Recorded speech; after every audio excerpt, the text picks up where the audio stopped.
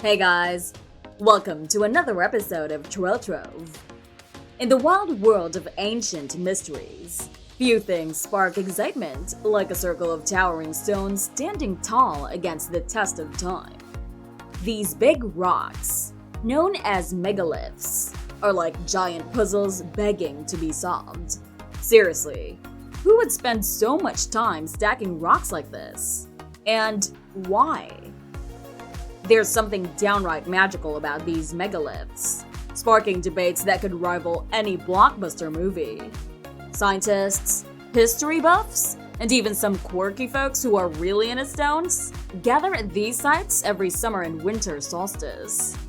They're all eagerly waiting for the sun to rise, as if it's about to reveal some ancient secret or summon a tree priestess from the ground. But the real head-scratchers are the questions of how and why. Why do these stone circles pop up all over the place, from the UK to Africa? And how on earth did ancient people manage to align them so perfectly with the sun and moon, way before we had fancy gadgets? Some scholars propose that these circles served as ancient watchtowers, aiding in celestial observation. Modern technology confirms their alignment with celestial events. However, they weren't merely observation sites. They doubled as gathering places for festivities, rituals, and communal bonding. Archaeological digs around these circles reveal clues like old bones, suggesting burial rituals, and even rumors of human sacrifices. Despite these darker aspects, these sites fostered community, offering spaces for storytelling, dancing, and communal rituals. The construction of these circles remains a marvel. The massive stones, some as heavy as small elephants, were ingeniously arranged. Grooves carved into the lintels facilitated assembly, resembling a colossal puzzle. What's more astounding is the transportation of these stones from distant quarries. Blue stones traveled 155 miles from South Wales, while sarsen stones were transported 20 miles, showcasing remarkable logistical feats. And get this, Stonehenge was built around 3000 BC, way before wheels were a thing in Britain. So how did they move these mammoth rocks? Some say they floated the blue stones on water, which makes sense. But after that, it's a bit of a mystery. They probably used logs to roll them across the land, like a giant log rolling contest. But wait, there's more. To stand these stones upright and rigged up pulley systems with wooden frames and ropes made from plants. Can you imagine the teamwork and brainpower it took to pull off such a feat? Well, what do you think?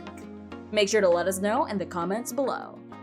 And if you're liking this video so far, please support our channel by hitting thumbs up, subscribe, and the notification bell icons. Your engagement enables us to produce more videos like this.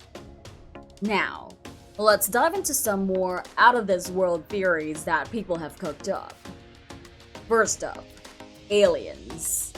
Yep, some folks reckon those extraterrestrial beings swooped in with their fancy spaceships and either lifted the stones themselves or gave us humans a crash course in stone-moving technology. I mean, sure, it's plausible, but it does raise the question. Why help us with stones and not, say, Wi-Fi? Then there's the giant theory. Big stones, big creatures. It's a match made in heaven, right? Some ancient texts even talk about giants called the Nephilim, who supposedly roamed the earth until Noah's flood washed them away. And get this, there's a medieval book called the Brute Chronicle that actually shows a giant lending a hand in building Stonehenge. Talk about a tall tale. But wait, it gets even wilder. Enter Merlin, the legendary wizard from King Arthur's court. According to some legends, Merlin and his buddy Uther Pendragon raided Ireland for stones to build Stonehenge. They allegedly magicked those stones into ships and sailed them back to Salisbury. And some folks think Merlin also had a hand in creating the stone circles in Brittany, France. Forget Gandalf. Merlin's the real magic man. While fantastical theories abound, most agree that the construction of ancient wonders like Stonehenge required a massive collaborative effort. However, consider a solitary figure, Edward Leeds Coleman, who defied odds and built a grand monument with his own hands. Edward, a Latvian immigrant to America, embarked on a secret project in Florida, building a castle from limestone and coral rock. Despite battling tuberculosis and lacking modern tools, he sculpted and hoisted massive stones, each as heavy as a car, using simple wooden frames. An eccentric character, Edward freely shared his thoughts on politics and society, claiming to have healed himself through magnetism. Speculation swirled around his methods, from reverse magnetism to perpetual motion holders, akin to Stonehenge's mysterious legends. In truth, Edward was a skilled engineer who devised a sophisticated block and tackle system, supported by towering tree trunks, to lift and position stones without mystical aid. The clever contraptions he used are showcased in the Coral Castle Museum today. And those colossal stones? They weren't as heavy as they looked. Made of limestone and coral, they were lighter than the ancient megaliths, each weighing around 15 tons. So it turns out that a regular person couldn't single-handedly build something as grand as Stonehenge. But then there's Wally Wallington. In Michigan, a retired construction worker named Wally Wallington turned his curiosity into a remarkable hobby, moving massive stones all by himself. It sounds like an odd pastime, but Wally discovered a simple yet ingenious method. By placing a single pebble under a heavy block, he could spin it around effortlessly, no matter the weight. Wally's first triumph was with one pebble, but then he added another, and found that by alternating half turns in each direction, he could glide a 1-ton block across the ground at an impressive speed of 91 meters per hour. His next invention? Wooden pathways with ridges tailored to the size of the stone blocks. This setup was straightforward, but effective, allowing the blocks to roll forward, propelled by their own momentum. Wally's philosophy echoed that of the ancient Greek scholar Archimedes, who famously said, "Give me a lever long enough and a fulcrum on which to place it, and I shall move the world." Wally's version might as well have been, "Give me a rock and I'll move your barn, mate." And he did just that, shifting his friend's barn over 274 meters single-handedly. But Wally didn't stop there.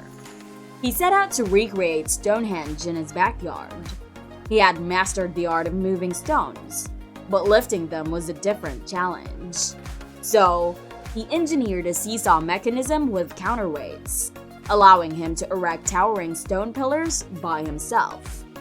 Could a man from Michigan have cracked the ancient mystery of how monumental stone circles were built?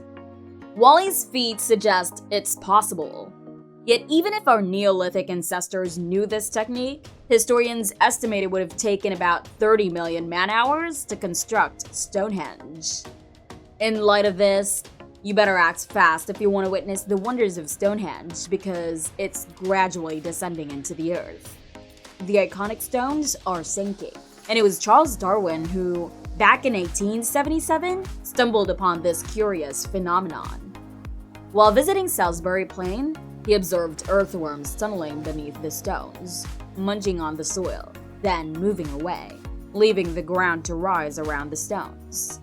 This slow but sure process is causing the stones to sink, and those already toppled may soon vanish under the soil. But don't worry, you've still got a few thousand years before these industrious little creatures completely cover this ancient site. And that's a wrap on the secrets of Stonehenge's construction. But it leaves us wondering, what other mysteries could these ancient stones be hiding? Share your thoughts in the comments below. If you enjoyed unraveling the past with us, don't forget to hit that like button, subscribe to TrailTrove, and smash the notification bell so you won't miss out on our next adventure. Until then, keep exploring and stay curious.